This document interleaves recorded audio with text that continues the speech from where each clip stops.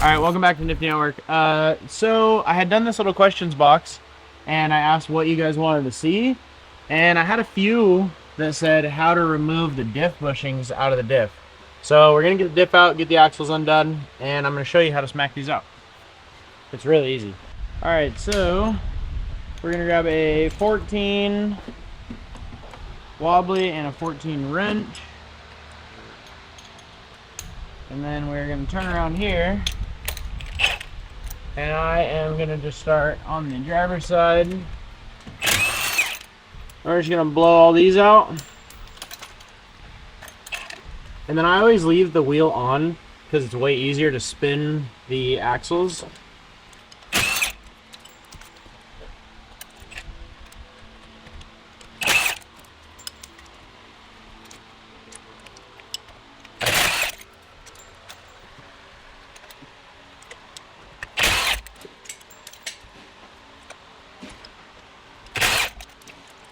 Alright, so then when you get to the last one, you're going to have to wiggle that out, and then this just drops down like that.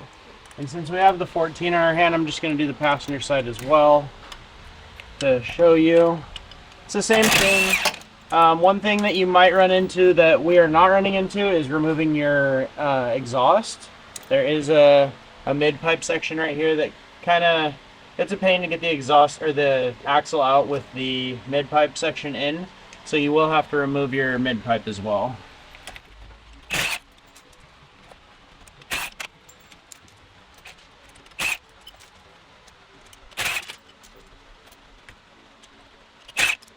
Alright, so once you got those two off, we're going to pull the speed sensors out of here. These are 12s. There isn't that much room to work in here either. But that's just what I like to do. So we'll get those loosened up. And then also, if you are doing a diff swap, you don't have to completely pull your axles out. You can just disconnect them from the flanges and drop it out. I like to drop the sway bar down too, so that the front part of the diff actually rests on that, and it makes it easier to get it out. So I'll show you that part when we get there. And if you're doing this on the ground, you can do the same thing. I'm gonna grab my trans jack, and I'm actually going to drop the diff onto the trans jack. And you can do that with a jack or a little crate or whatever you wanted to do. Okay, so the speed sensors are out. Now I'm going to drop the sway bar. Those are 14s.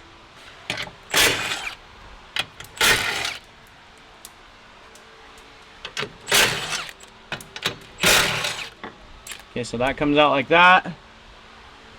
And then what I like to do is I'll actually drop the front part of the diff and just let it hang there.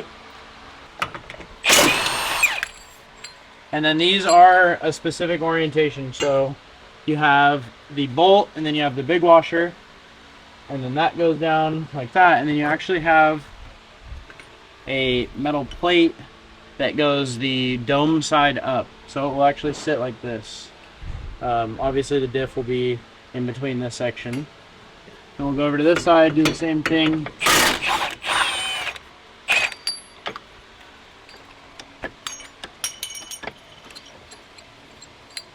So the diff's just hanging around right now.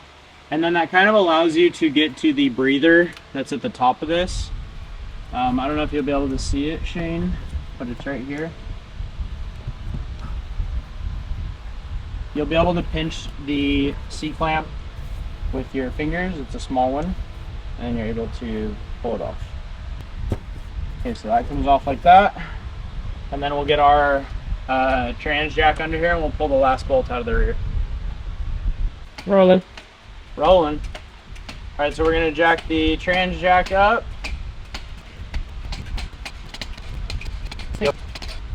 Okay, so I got the front of the trans jack right there on the front part. I'm basically just going to hit this bolt in the back, maybe jack it up a little bit, get that rear spot, that rear nut more accessible. We'll just slide the socket in there. And if you need to wiggle the diff a little bit up to get the socket to go down there, you can do that too. And it is a 17. So that's on there good. And the diff is going to twist a little bit because we have the front off. You don't have to worry about that. It's not going to fall off just yet. Gosh. And also, that bushing is blown. So we're going to do it with the impact so that we can get more force on it right away. I don't even know if this gun will fit up here.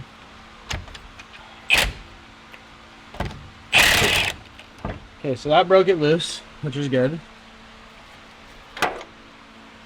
Now I'll grab the small gun.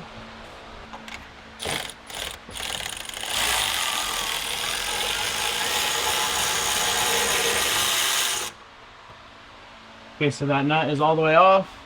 The trans jack is holding the diff up. And we're just going to kind of scoot this forward. Let that come down on there.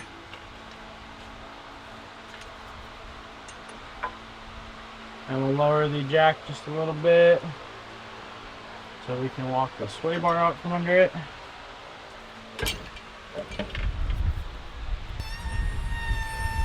Oh, so when I had dropped down the front of it, this is the breather tube. So if you overfill it or the fluid gets too hot and it boils over, it's actually going to come out of this. And then it's going to go up into this hose, and then it dumps into your subframe, and then it leaks out of here. I don't know why, but that's what it does. And then also, if your subframe, see how this has like a leaking mark coming out of it? And if you can't tell that that bushing is whooped, then I don't know what to tell you. All right, so we're gonna take our diff, a really light diff, and we're gonna come over here to the table, and I'm gonna cap this because I actually have to flip this over. The whole diff. So I'm going to cap it because it still has fluid in it. Let's see if this guy fits. It fits. Alright, so I'm going to rotate this over. And the reason I'm going to do that is because here's the small side of the bushing. And then this is the big side. See the rusted part?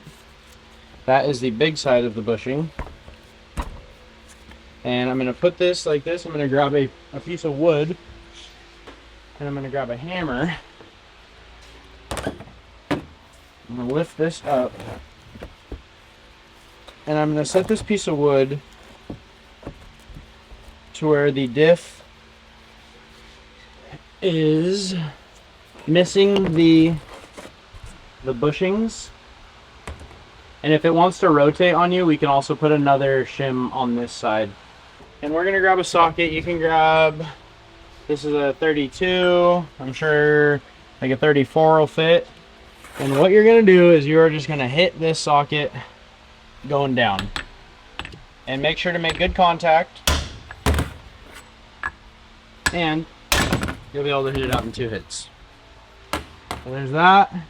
I'll do the other side. And the reason I'm shimming this is because I'm going to be hitting on this side, so you want it as solid as possible. If it wants to rock this way, that's totally fine. So set that there. Make sure to center it on there. This one won't be a 2-hitter. Maybe a 4 or 5.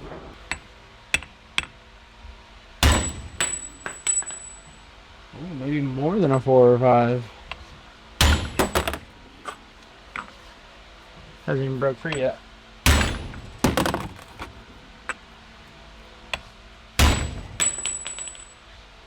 Also, another thing we could do is we can get a little bit bigger of a socket. Maybe that will help, because it kind of looks like it's wanting to go inside of the bushing.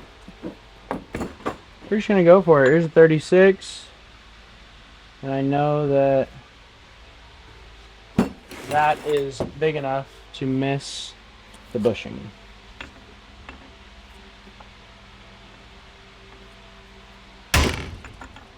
There we go.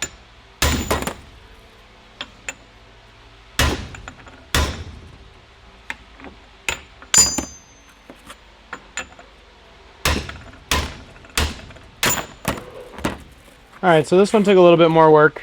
You can tell this one was all rusted up inside. That one was kind of smooth. But there you go. Get a 36, get you a couple pieces of wood, and this is a, I want to say it's a 3 pound. I don't know, this thing's pretty whoop. It's like a 3 or a 5 pound sledge. Get some good hits on it and you're good. That's how you get them out.